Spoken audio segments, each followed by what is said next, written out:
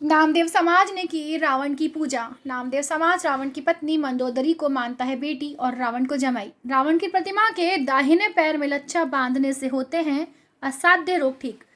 और अब समाचार विस्तार से।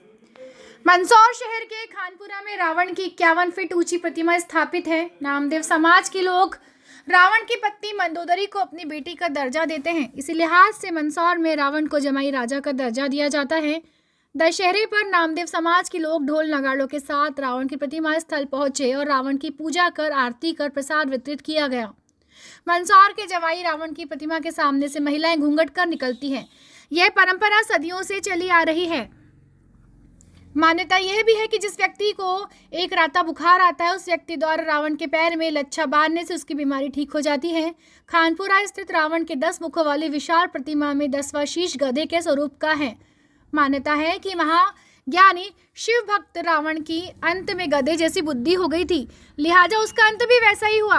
पूजा आराधना के बाद शाम को गोधूली बेला में लंकापति रावण का वध किया जाता है। जनसारंगी न्यूज के लिए प्रमोद जैन की रिपोर्ट।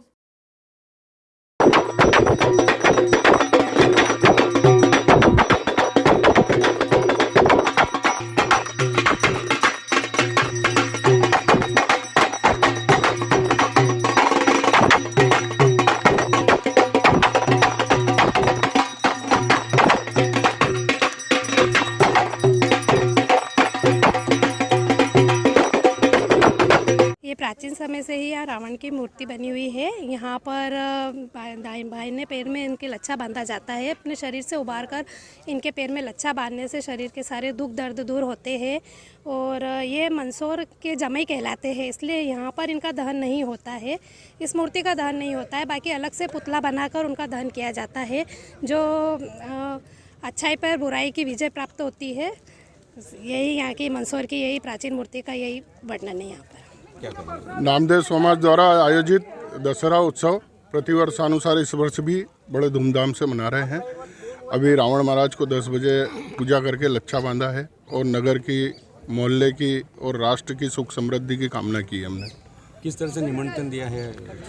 निमंत्रण ये देते हैं कि शाम को हम गोधूली वेला में आपका वध करने आएंगे, ऐसा पूजा करके लच्छा बांध के निमंत्रण दिया जाता है और शाम को गोधूली वेला में 7:15 बजे रावण वध किया जाएगा।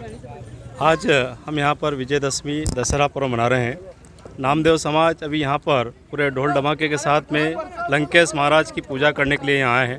हमने अभी आपने देखा ही होगा कि पूजा अर्चना की है और उनके पाँव में लच्छा बांधा है। मंदसौर शहर के सुख समृद्धि को लेकर हमने उनके पाँव में लच्छा बांधा है और हमने अभी यहाँ पर उनको शाम के लिए युद्ध का निमंत्रण भी दिया है।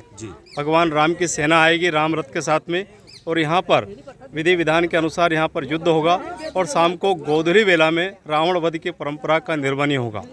विशेष रूप से आप देखें कि संपूर्ण भारतवर्ष में मंदसौर शहर ही एक ऐसा शहर है जहाँ पर हम सवेरे पूजा करते हैं और शाम को वध करते हैं।